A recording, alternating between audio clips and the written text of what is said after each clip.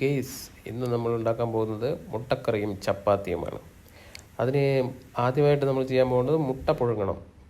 അതിനായിട്ട് മുട്ട വെള്ളത്തിലിട്ട് പുഴുങ്ങി തിളക്കുന്നുണ്ട്, നല്ല അടിപൊളിയായിട്ട് തിളക്കുന്നുണ്ട്. അടുത്തതായി ചപ്പാത്തി മാവിൽ ഉപ്പിടേണ്ട പ്രക്രിയയാണ്. ഉപ്പിട്ടിട്ടുണ്ട്. എന്നിട്ട് നന്നായിട്ട് കുഴച്ച്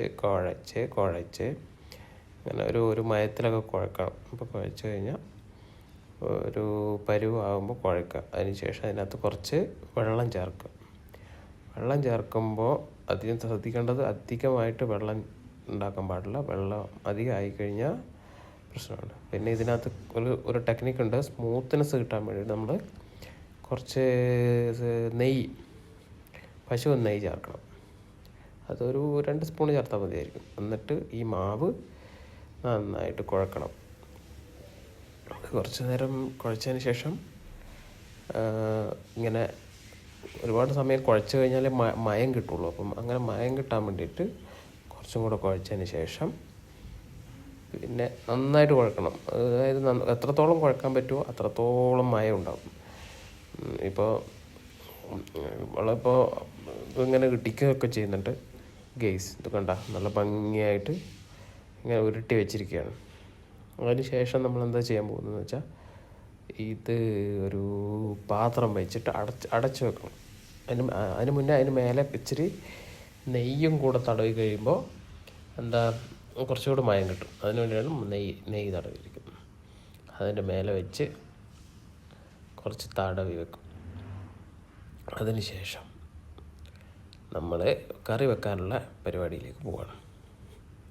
എന്താ കറി വെക്കുന്നത് വെച്ചാൽ, മുട്ടക്കറിയാണോ ഗെയ്സ് നമ്മൾ ഉണ്ടാക്കാൻ പോകുന്നത്. ഇപ്പോൾ ഉരുളക്കിഴങ്ങിൻ്റെ തോലൊക്കെ കളഞ്ഞു, എന്നിട്ട് ഉള്ളിയുടെ തോല് കളഞ്ഞു, വെള്ളത്തിലിട്ടു, സ്പാനിലിട്ട് വെച്ചു. അതിന് ശേഷം നമ്മൾ ചെറിയ ഉള്ളിയുടെ തോല് പൊളിക്കുന്നു. ചെറിയ ഉള്ളിയുടെ തോല് പൊളിച്ച് കുറച്ച് മതി. ചെറിയ ഉള്ളി അധികം നമുക്ക് എത്ര കറിക്ക് എത്ര വേണമെന്ന് വെച്ചാൽ അത്രയും മതി. അതിന് ശേഷം പാനെടുത്തു, അതിനകത്തേക്ക് ചെറിയ ഉള്ളി നമ്മളിട്ടു. പിന്നെ അതിപ്പോൾ ഇത്തിരി തിളച്ച് വരുമ്പോൾ, ഇത്തിരി തിളച്ച് കഴിയുമ്പോൾ പിന്നെ നമ്മൾ അതിനകത്തേക്ക് അടുത്ത ഇൻഗ്രീഡിയൻസ് ചേർക്കണം. ഉരുളക്കിഴങ്ങുണ്ട്, മുളകുണ്ട്. അപ്പോൾ ആദ്യമായിട്ട് നമ്മുടെ കറിവേപ്പില ചേർത്തിരിക്കുകയാണ്. ഇനി അടുത്തത് ചേർക്കാൻ പോകുന്നത്, കറിവേപ്പില ഇങ്ങനെ വാടി വരുന്നുണ്ട്, നല്ല മണമൊക്കെ വരുന്നുണ്ട് പുറത്തേക്ക്. അതിനകത്ത് കുറച്ച് വറ്റൽമുളക് ഇട്ടു. അതിന് ശേഷം വറ്റൽമുളക് ഇട്ടതിന് ശേഷം ഒന്ന് ഇളക്കി വിടണം.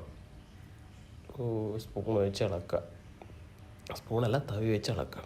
കുറച്ച് ഇളക്കി ഒന്ന് ചുവന്ന് വരുമ്പോൾ നമ്മൾ എന്ത് ചെയ്യും, അടുത്ത കുറച്ച് ഉള്ളി ഉണ്ടാവില്ല, നമ്മൾ അരിഞ്ഞ് വെച്ച ഉള്ളി എടുത്തിട്ട് അതിനകത്തിടണം.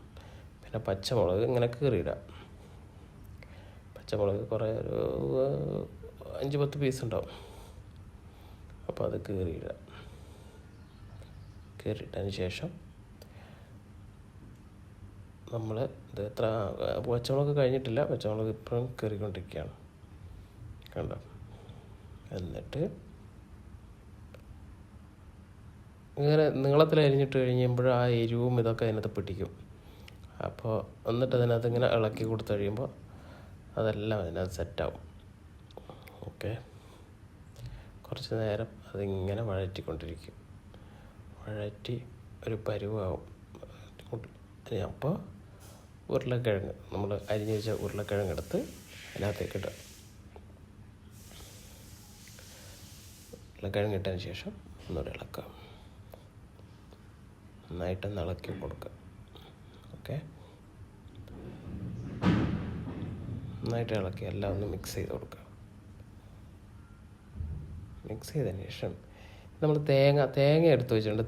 തേങ്ങ പാലെടുക്കാൻ വേണ്ടിയിട്ടാണ്. തേങ്ങാപ്പാൽ നമ്മളൊരു അരിപ്പ വെച്ചിട്ട് അരിച്ചെടുക്കണം.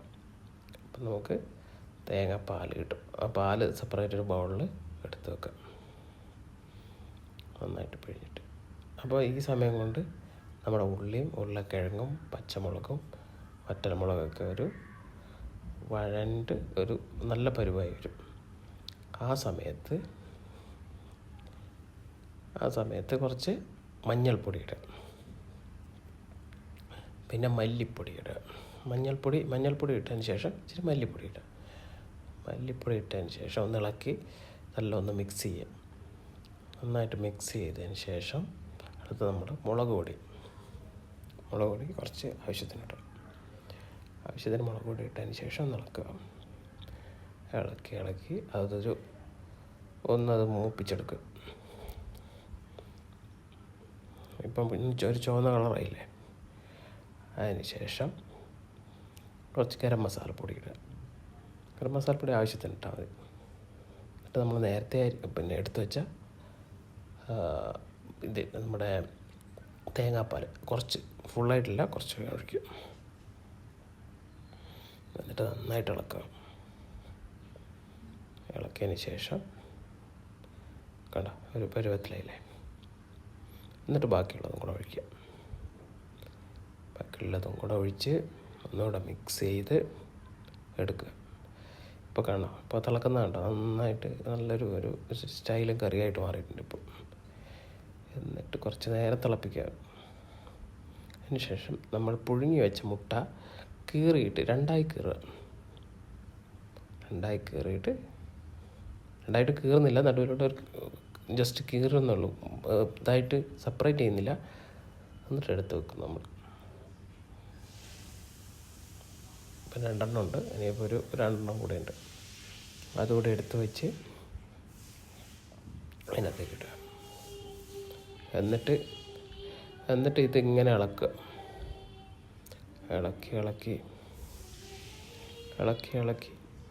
ഒരു പരുവത്തിൽ ഇളക്കുക.